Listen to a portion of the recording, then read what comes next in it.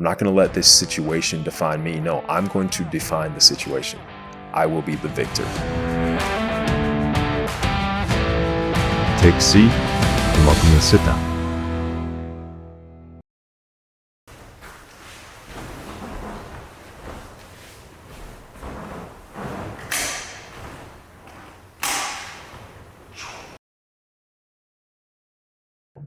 Well, where we left off last episode was, my accident had just happened and I just learned, I'm paralyzed and there's a very slight chance that I'm going to get some feeling back, let alone function. And so now it's, time to adjust to my new life. And, I laid for 3 straight days and I couldn't really move. I had to let my scar heal. I had to essentially I had 3 days to sit and ponder of man, what just happened? And I think by that third day, I kind of come to a realization of this is pretty serious. And I had this mentality of I'm just going to work myself out of it. I think a lot of us have been in that situation where we face adversity and my first reaction is man, I'll just outwork you. I'm just going to outwork this. I'm going to work so hard that I'm just going to regain function in my legs. I'm just going to beat spinal cord injury. That was kind of my thought. And so day 4 rolled around and they allowed me to sit up for the first time. And I'm just going to sit up until I pass out. They're the goal is to for a few seconds. Can you handle a few seconds? I was in so much pain though. I lasted 14 seconds and then I passed out. Day 5 though, I lasted minutes. And day 6, I got to be in a wheelchair for the first time. There's some big progress going on right now. And I remember at night, we would just be listening to worship music and we'd be praying and I would feel tingling in my legs. And I'm like, man, this, I might wake up and I might be able to walk tomorrow. I think that a miracle might be coming. And I didn't get up and walk in those first few days. And I think a lot of times, one thing I want to make clear is I think sometimes people get blinded by a big miracle not happening and they lose sight of all the tiny little miracles that are happening every single day. You know what I'm saying? So often we say, oh, he's not walking yet. And we lose sight of yeah, but he just did his first time trial in his wheelchair. And yesterday he couldn't even go up and down the hall. Little miracle. And then day 8 comes around. It's you know what? He's gaining more flexibility in his shoulders, more mobility. He just beat his day 7 time. Little miracle. I tore every muscle in both my shoulders. I couldn't really move anything. And so for me, getting in a wheelchair and pushing myself was a big deal. Day 7, I did a time trial. Like I was saying, I timed myself from my room to the end of the hall, back to my room again. Day 8, I beat my day 7 time. Day 9, I beat my day 8 time. And man, I just keep getting better.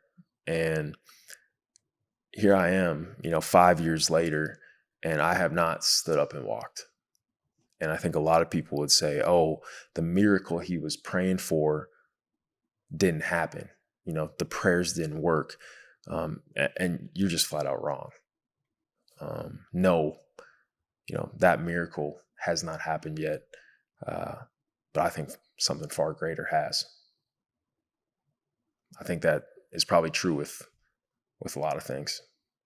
We get blinded by something not happening, and then we don't see all the good that has happened underneath it. And that's what I want to talk about today, is the good underneath. And if you want to put a title on today's episode, it's the good underneath the miracle. Man, I got to go to a great place for rehab. And it really shaped and made me into, I think, gave me the base of who I am today as far as living in a wheelchair. I got to go to a place called Craig Hospital. And for those that are unfamiliar with Craig, it's a top 10 rehab facility in the world. Specializes in traumatic brain injuries, so TBIs for short, but also SCIs, spinal cord injuries. It was 15 minutes down the road. I mean, how lucky am I that I get to go 15 minutes down the road to a top 10 rehab facility in the world? Unbelievable. I got to go there on day 10, so really not even 2 weeks since my accident. And really, at Craig, they taught you how to live in a wheelchair, how to do all the things without 75% of your body working.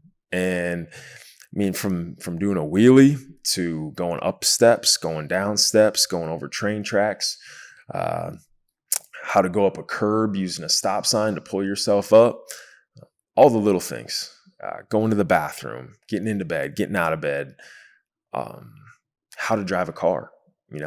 It's essentially like driving a snowmobile now, but I just use it for a vehicle, hand controls.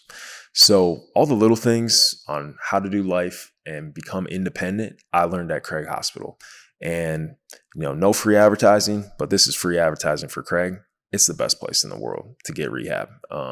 If you're going through any type of neurological rehabilitation, Craig Hospital, I believe, is the best in the world.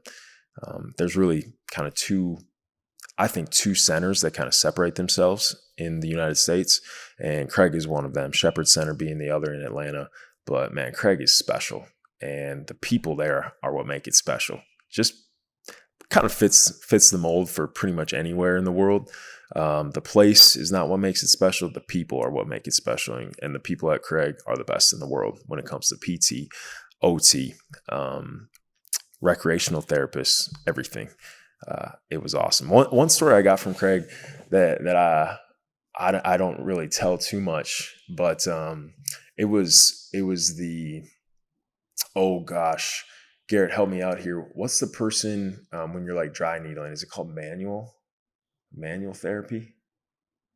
For what? Is it like when they're well, it's a physical therapist, but they're dry needling, so they call it like blank therapy. What is it? Manual?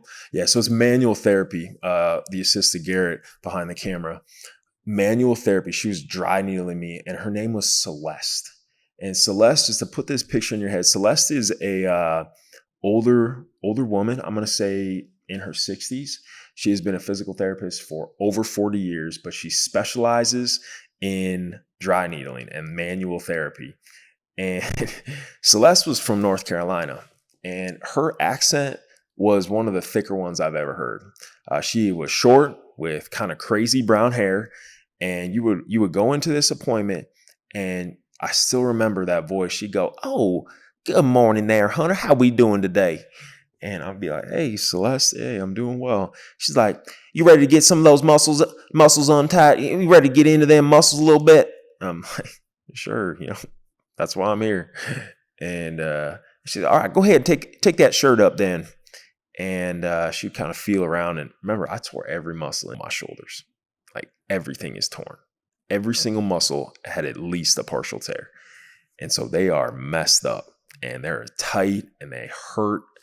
And so she gets in, she starts pressing around, and I'm trying to, be a tough guy. Like, I'm going to get in here. I'm not going to moan. I'm not going to make any sound. I'm not even going to flinch. I'm just going to take it. I'm going to wear it. Because remember, at this time, I'm still thinking to myself, like, I'm going to outwork this injury. And so we get in there that first day, and she presses something on my back. And I'm just like, wailing, ah. And she's like, "Ooh, you really feel that one, don't you?" I'm like, yeah, I do. And so then she gets in the needling, and I don't know really what they do. Garrett's a PT, so he could probably talk on this more, but she's like twisting these needles, and I swear every muscle in my back like is clenching and just like not allowing this needle to go any further. And she's like, "Ooh, I'm done with that one. I'm done. You feel that one, don't you? Don't you?" I'm like, yes, I do feel that one. I think she had over 30 needles in my back, over 30 needles in my back.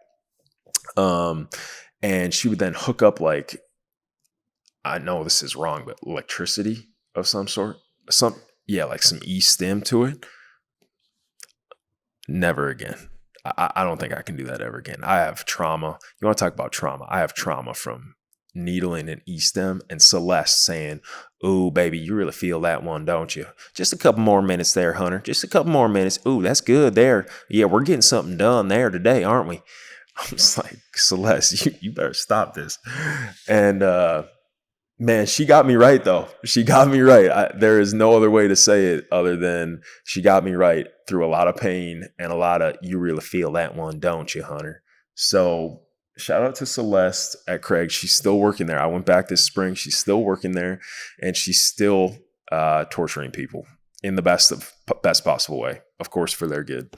But that was one of the things that I did was manual therapy. That's super, super helpful. Wheelchair class, how to do a wheelie was probably the biggest one. I'll have to do something on camera. I can do a wheelie for those that are wondering. It's a pretty good wheelie too. But really, they just teach you how to live in all aspects of your life. And then they teach you how to live mentally. And man, that's a struggle. Like we talked about last episode, man, you're asking yourself, why? Like, why me? And man, when I was able to turn it to why not, I stopped having a victim view on it. And I think I turned it into a victor view. Like, I'm not going to be the victim in this situation. I'm not going to let this situation define me. No, I'm going to define the situation. I will be the victor. And when I switched from victim to victor, everything changed for me. Like my spirits were higher. My energy was way more positive. It was this situation where it's like, you know what? I can't just give back the cards that I was dealt. This is what I've got, right? So I'm either going to fold and just give in, or let's play. Let's lay it all on the line. I'm going all in, and this is what I've got. So, man, bring it. And that's how I attacked my rehab. I did 2 months of inpatient rehab, and I just decided to get 1% better every single day. If I could get better at something every single day, I felt like at the end, you can stack those 1% and it's going to add up over 60 days. And at the end of my 60 days, I was a new person, not only physically, but mentally, and I think spiritually as well. I did 2 weeks of outpatient therapy at Craig. And at this time, it is March of 2020. And I'm guessing most of us remember what happened in March of 2020. The whole world shut down. And I got out of there pretty quick before everything shut down. But one story I got of going home is a pretty good one. And we're flying United, and it was these real small United jets. And thankfully they've retired these now, but it used to be this real small plane with one seat on the one side and then 2 seats on the other. There was only 3 seats to a row. And so I had trained for this. I had trained to get onto the plane, get off the plane. So I'm the first one on the plane. Everything goes smooth. Flight in is good. And I'm the last one off, and I'm flying into Fargo. And disclaimer, I've flown out of Fargo over 100 times since my accident.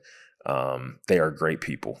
Okay. They helped me. They're great people. But this first time I was flying, I got a worker that had never really handled an aisle chair or somebody with disabilities that couldn't, walk off the plane.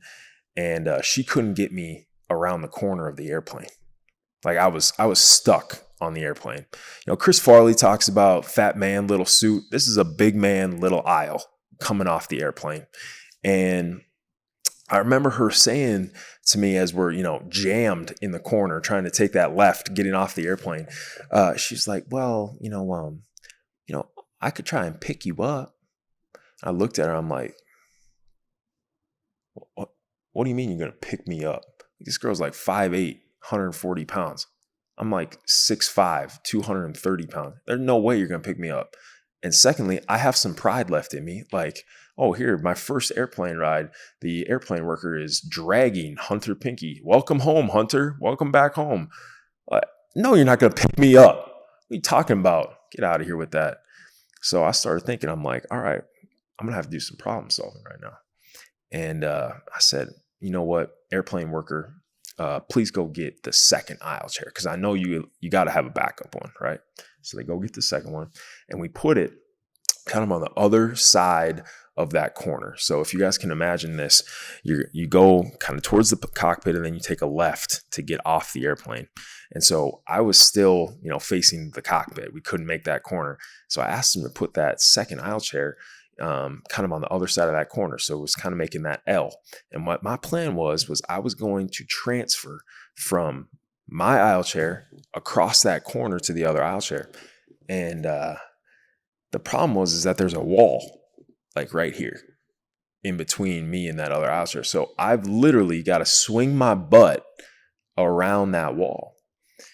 And they didn't teach me that at Craig. That's a tough transfer. So essentially how to make that happen, how you transfer, I can't use 75% of my body. So how you transfer is you got an inverse relationship between your head and your butt.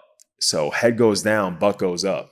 And so I'm thinking to myself, man, I got to kiss the floor. I'm going to have to throw my head at the ground, kiss the floor, butt's going to go up. I'm going to swing that thing around. I'm going to land in that other aisle chair. And I'm like trying to hype myself up as an athlete. Like self-talk was a big deal, trying to, keep your confidence up. I'm trying to help myself up. I specifically remember thinking to myself, like, Hunter, this is going to be the transfer of your life. Like, you're going to have to give it everything you got right now. And I did. Like, I executed. I put my head to the ground. My butt goes flying up in the air. Now, remember, this airplane worker has never really been around this thing. So she's like ready to catch me. So she's like down up in my business, right? Her head is right down there. So I throw my head on the ground. I'm kissing the ground. Butt comes up. She's right there. And I let out the loudest fart of my life. Like, I just right in her face. Like, she's right there. I kid you, if the mic was like me, and I'm the airplane worker, she was like right here. And I made the transfer. They swing that butt around, got to the other seat, and she just like froze. I don't think she really believed what had just happened, that I had just ripped one in her face. And I looked at her and she was like, and I said, hey, remember, you couldn't get around the corner. And she started laughing. I started laughing. And we got off the plane, and I remember thinking to myself, like, is this normal? Like, am I going to have to do this on every plane? Am I going to make the corner on every plane? I mean, I've flown hundreds of flights over the past 5 years since my accident. That has never happened to me ever again. So I don't know if it was the flight. I don't know if it was the person that was helping me, but I've never had to transfer from aisle chair to aisle chair, and I've never ripped a fart in an airplane worker's face ever again. But that was my first flight. So I don't know. Tell me about your first flight experience, but I'm guarantee it's probably not as exciting as that one. I got to go home, and it was during COVID, and so I really got some time to adjust. I didn't have anywhere to go. I just kind of got to learn my new life and new living. And it ended up being a blessing because I spent a ton of time with my sisters. And I really got to find out what my capabilities were, some of my limitations, what worked, what didn't work. And that summer, I decided, I'm ready. I'm ready to go. Let's get back into it. I liked the grind. I liked having something to do. And so I decided to get back into school. I took 6 credits online that summer. And I also started an internship 30 hours a week with a local engineering company. And my grandma was my chaperone. I didn't have my driver's license yet with hand controls. I didn't have a vehicle to drive yet. And so my grandma would drive me. And I like to say that was my junior high phase. It was like, hey, can I have a ride? Hey, can you pick me up? Hey, can I have a ride? Hey, can you pick me up? And so my grandma drove me to work. I think it was 4 days a week, 7 to 8 hours a day, 4 days a week. And I did an internship and 6 credit hours that summer to get back into it. I went back to school at UND that fall, moved in with Noah, who I was on that ski trip with. We moved into a condo together, and we lived together that year. And man, we had so much fun. It was awesome. That year will go down as one of the most fun years that I ever had. And I'm thankful. I'm thankful for that time. To finish up what I started. Like, I didn't want this injury, I didn't want this event to define me, right? Like, I wanted to define it. And so I didn't want it to stop me from graduating. That was a goal that I'd had, for a long, long time, graduate. So I graduated from the University of North Dakota with my mechanical engineering degree. And then you start asking the question that almost all college graduates ask. It's like, okay, now what? And the answer that I got back from my mind was like, why are you done competing? I just didn't want to be done. Like, I didn't want to let the injury win. Remember, I'm still in this mindset of like, I have to beat this thing. And so my mind went to, you got to keep competing. Like, how can you compete? You're not going to catch any touchdowns, but what can you do? And so I started looking for adaptive athletics programs. And that's how I stumbled upon the University of Arizona. And I was looking at Arizona and I was looking at Penn State. And I remember I called both schools and left messages. And then Penn State was the first school that called me back. And I remember their coach, he said, Hunter, yeah, we're building this program and you can do anything you want. We'll support you. And if you want to do this sport, that sport, blah, blah, blah, blah. And he was really like energetic. And I remember he ended the conversation. He goes, Hunter, there's no place like Happy Valley. And he goes, we are. And he just like stopped. And it was like an awkward silence. And I go, Penn State. He goes, that's right. We are Penn State. And I'm like, all right, coach. Cool. And I got off the phone. I'm like, all right, that guy's, he's got energy. And the next day, Arizona calls and this guy by the name of Derek Brown. And this guy, complete opposite, like kind of low monotone voice. And he goes, well, Hunter, yeah, I don't really have any spots open. And I was like, all right. He's like, I got no money to give you. I was like, okay. But he's like, but if you bring, a racing wheelchair and you get in, he said, you can walk on. And so I was like, all right, that's all I need. Just give me a chance. And he said, I can't guarantee you anything, but at Arizona, we win championships. He said, at Arizona, we win championships. And that was like music to my ears because I want to be held to a championship standard. And I wanted to compete, but I wanted to win. And so when he said that, I was like, okay, Tucson, Arizona, or, Happy Valley, middle of nowhere, Pennsylvania. That's an easy choice for me. Let's go to Tucson. So I committed, I enrolled, I did everything, and I never went to Tucson before that. I just took a risk. I was like, I think this is where God's pointing me. I had never been to Tucson when I moved there in August of 21. I really thought it was going to be like sand dunes. Like, that's what I thought the desert was. I'm from North Dakota. I've never even been to Arizona. And I get to Arizona and I'm like, oh my goodness, Tucson is gorgeous. Mountain ranges surrounding Tucson. There's 5 mountain ranges that surround it. The campus is all red brick. There's palm trees. It's green everywhere. Beautiful cactus, flowers. I'm just like, this is a modern paradise. And I had the best of time at the University of Arizona. I got my master's degree in real estate development from the U of A. I was going to do wheelchair racing and adaptive track. Turns out that my racer ended up breaking. I was in the weight room lifting, and a guy by the name of Mike Beardsley, who's the head men's wheelchair basketball coach, he saw me in the weight room. He's like, "Hey, you're pretty big, like tall, long, lanky. Did you play basketball before?"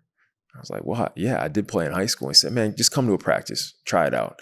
And so I went to a practice and I tried out Big Red. That's what they called that chair, Big Red. And it was big. And I was so slow. Like I'm still slow in a wheelchair, but I was so slow that first practice. And they just poured into me. "Oh man, you're doing great. You're doing great. You come back tomorrow." And so I just kept coming back. And eventually you go to enough practices, I guess you're part of the team. And I got to go to nationals with them that year. We took 5th. We lost in the quarterfinals, but then won 2 games to come back and get 5th at nationals. And after the season, I got voted as a captain for the next season, unexpectedly. And I kind of thought to myself, like, well, if these guys are going to trust me as a captain, I got to be focused and give my all to them. So I said, wheelchair track and adaptive track and field, I got to put you on hold for a little bit because it looks like basketball is where I'm going. And the next 2 years were two of the most special years of my life. That next year, we went, I think, 33-0 in the college division going into the national championship game. And we lost. Man, we had it all right in front of us, up by 5 minutes left, and we came up short. That's a defeating feeling, because remember, from the time of my accident, I'm thinking to myself, like, I just need to win. And then you come up short, and it's like, man, was it worth it? But in the back of my head, I'm thinking to myself, like, man, I got one more year. Similar to what I was thinking right before my injury, like, I got one more year. And so you go into my third year, and I knew I was going to be graduating at the end of that year. And I thought to myself again, like, this is it. Like, this is my last chance to finally conquer this thing, to live out that dream that I had from a young age to play college basketball with my buddy Zach. Like, this is it. And I put in a lot of work to make that happen. We had a fantastic year again. I think we were 28-4, 28-5, something like that, going in to nationals, number 1 seed, win our first 2 games, national championship game. Everybody comes. It was special because it was hosted in Minnesota. So I had tons of family there, tons of friends. I think it was like 40 or 50 people, and we'll throw some pictures on the pod here, so those that are watching on YouTube can see. But we lost again in the national championship, back-to-back years, and it was the same game. I think we were up by 3 with 3 minutes left, and we went cold the last 3 minutes. Couldn't hit a shot. They hit free throws. I think we ended up losing by 6 or 7. And as I'm rolling off the court, I had this thought of, like, I failed. And I think a lot of people get this feeling when they're chasing something that you don't hit a certain result, and it's like, I've fallen short. And you feel like a failure. And I remember I was kind of head down, rolling off the court, going back to the locker room. And as I picked my head up, there's this tunnel that was formed. And on either side of the tunnel, I realized that it was all made up of my friends and family. And I had this moment where you kind of, you take a step back and you look at it from a broad lens, and it's like, wait a minute. Like, winning was never the main point. Like, winning was never the most important thing. I've already won at life. Like, this result, somebody was going to win, somebody was going to lose, but like, look at my life right now. That dream of playing college basketball, that dream of coming back and competing after my accident, it's not found in a result on a scoreboard. It was found in that tunnel. It was found in the fact that, man, I was in it. I was in the game. I decided to go back and try. It was in the fact that I had 40, 50 people there that loved me. And I think you could probably turn back to a situation in your life where you think you failed. And if you really take a step back and you look at it, it's like, no, you didn't fail. You might have lost, but you didn't fail. And I think that moment for me probably shifted my focus of, man, what are dreams? You ever thought about that? Like, what are dreams? I think a lot of people think dreams are destinations. Like, I'm going to win a national championship. I'm going to play college basketball. I'm going to have this position. I'm going to have this blank. It's a destination, something that you reach. And I think I found in that moment in the tunnel that dreams are not found in destinations. Dreams are not found in destinations. Dreams are found in the moment. Like, you don't say, I found my dream. I landed on my dream. No, you say, I'm living the dream. I'm living the dream right now. Living in the moment, in the present, in the everyday, in the Saturday afternoon in Marshall, coming off the court with 50 people around. That is the dream right there in that moment. It was never going to be found in a scoreboard. I was never going to be content with a scoreboard, but I was content in that moment, in the tunnel. And I'd still tell you, man, I'm living the dream right now, right here in this moment. So, man, I think that can kind of sum up my recovery. Is every day I wake up, I feel like I'm living my dream, because every day from December 27th of 2019 feels like a day that could have been taken away from me.